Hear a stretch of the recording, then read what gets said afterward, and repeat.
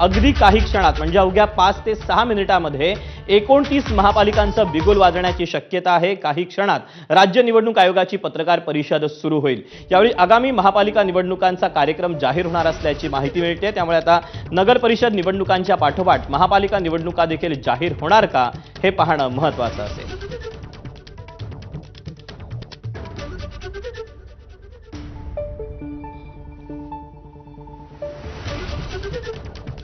तेव्हा थोड्याच वेळामध्ये निवडणूक आयोगाची पत्रकार परिषद सुरू होणार आहे।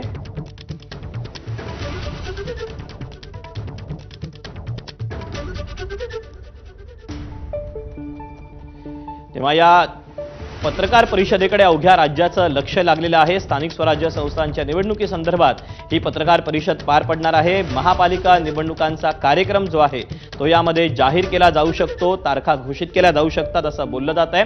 त्यामुळे आता स्वाभाविकच महापालिकांच्या सोबत जिल्हा परिषदेच्या देखील ज्या निवडणुका रखडलेल्या आहेत त्या देखील जाहीर होणार का याकडे देखील अवघ्या राज्याचं लक्ष लागले। अगदी काही क्षणामध्ये 5 ते 6 मिनिटांमध्ये निवडणूक आयोगाची पत्रकार परिषद सुरू होईल। या पत्रकार परिषदेबद्दलचे अपडेट तुम्ही एबीपी माझावर देखील पाहू शकणार आहात। आणि आपण मुंबई ठाण्यातले जे अपडेट आहे याबद्दलचे अक्षयकडून जाणून घेऊया। त्यासोबत पुण्याहून मंदार गुंजारी आपल्यासोबत आहे, तर संभाजीनगरमधून कृष्णा केंडे। अक्षय, सगळ्यांचं लक्ष लागलेलं आहे ते म्हणजे स्वाभाविकच या सगळ्या पत्रकार परिषदेकडे मुंबई असेल, ठाणे असेल, आसपासच्या ज्या सगळ्या नगरपालिका आहेत, महानगरपालिका आहेत, एकंदरीतच काय नेमकी चुरस पाहायला मिळते, काय नेमक्या लोकांच्या प्रतिक्रिया येत आहेत या निवडणुकांना घेऊन?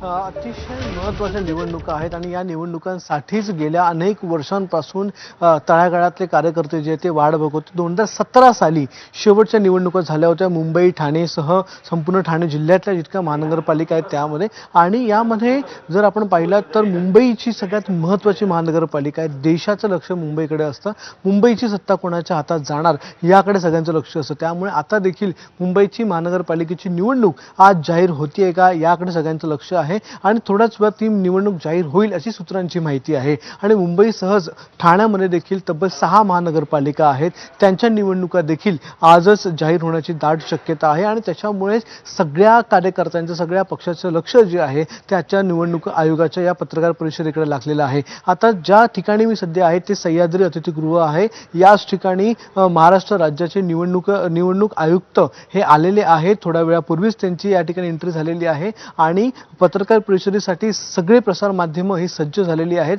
अगदी 5 मिनिटात निवडणूक आयोगाचे आयुक्त जे आहेत ते या ठिकाणी येतील आणि पत्रकार परिषदेला सुरुवात करतील आणि नेमक्या निवडणुका कधी होतील, आचारसंहिता कधीपासून लागतील हे सगळं हे सांगणार आहेत। मुख्यतः ज्यावेळी पत्रकार परिषद होते त्याच दिवसापासून आचारसंहिता लागू होते आणि तेव्हापासून किमान 35 ते 40 दिवसांवर निवडणूक मतदानाचा जो आहे दिवस असतो। त्यामुळे जानेवारीच्या मध्यान्हात आपल्याला जर आपण पाहिलं तर कदाचित आपल्याला मतदानाचा दिवस असू शकेल। आणि मुंबईसह ठाण्याची देखील महानगरपालिकांच्या निवडणुका आज लागण्याची दाट शक्यता सांगण्यात येत आहे।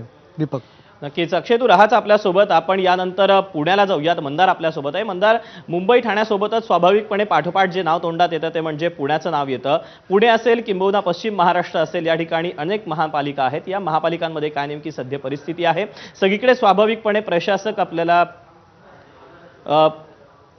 आपल्याला पाहायला मिळतं। मंदार, मी तुझ्याकडे येतोच। आपण आधी मराठवाड्याला जाऊयात। कृष्णा केंडे आपल्यासोबत आहे। कृष्णा, छत्रपती संभाजीनगर, मराठवाडा सगळ्यांचं लक्ष लागलेलं आहे ते म्हणजे मराठवाड्यातल्या ज्या कुठल्या महानगरपालिका आहेत त्या महानगरपालिकांमध्ये सध्याची काय नेमकी परिस्थिती आहे? प्रशासकाचंच राज्य पाहायला मिळतंय।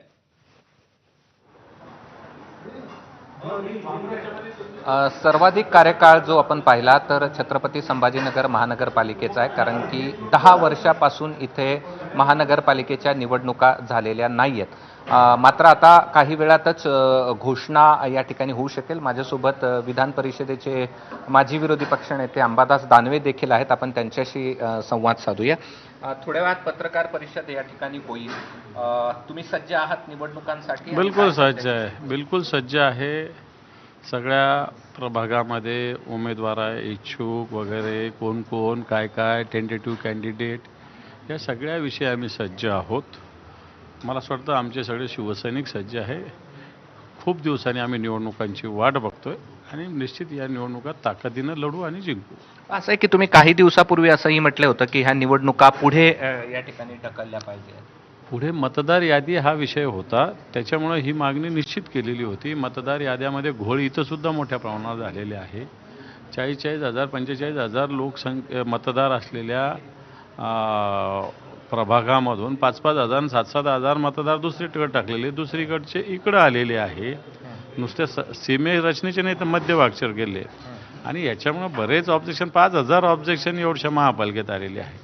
आता त्यातले किती मार्गी लागतील, आता मतदार याद्या आज प्रसिद्ध होत आहेत, त्याच्यानंतर त्यातले खरंच किती लागले, काही लागले असं कानावर आहे. अधिकारी येऊन गेले, चौकशी करून गेले, परंतु ते व्हावं अशी अपेक्षा झालं का नाही झालं आता यादी प्रसिद्ध झाल्याशिवाय सांगू शकत नाही. बरं, एका टप्प्यात व्हाव्यात, 2 टप्प्यात व्हाव्यात? नाही, टप्पा बिप्पा एकदाच सगळं.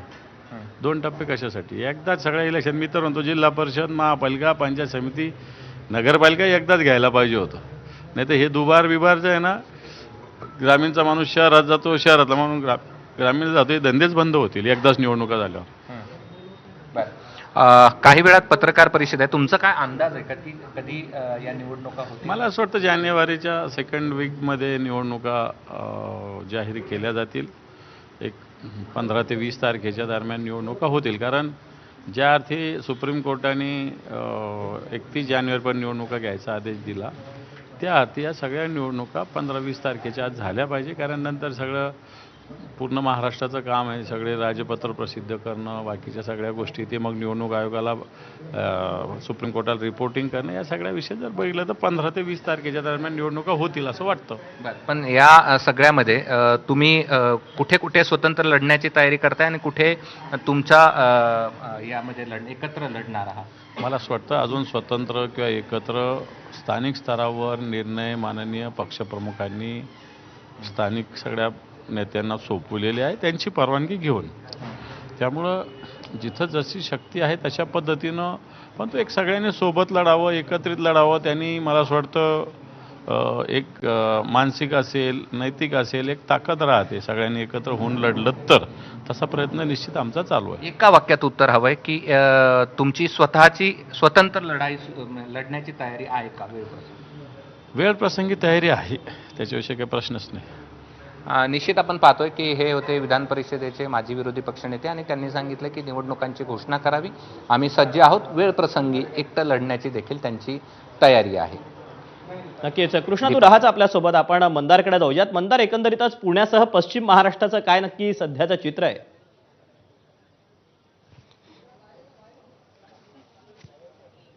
आत्ता माझ्या पाठीमागे गणेश कला क्रीडा रंगमंच या ठिकाणी राज्याचे मुख्यमंत्री देवेंद्र फडणवीस आणि उपमुख्यमंत्री अजित पवार यांच्या उपस्थितीमध्ये पुणे महापालिकेकडून केल्या गेलेल्या किंवा भविष्यात होणाऱ्या तब्बल 3,000 कोटी रुपयांच्या कामाचं लोकार्पण होतं आहे, ज्यामध्ये काही भूमिपूजनाचे देखील कार्यक्रम आहेत. हे दोन्ही नेते आता स्टेजवरती आहेत. मात्र शक्यता ही आहे की येऊ घातलेल्या महापालिका निवडणुकीमध्ये भारतीय जनता पक्ष विरुद्ध अजित पवारांची राष्ट्रवादी काँग्रेस असा सामना पुण्यामध्ये आणि शेजारच्या पिंपरी चिंचवडमध्ये पाहायला मिळू शकतो. कोल्हापूर ही महापालिका जी आहे ती 2017च्या आधी झालेली निवडणूक आहे.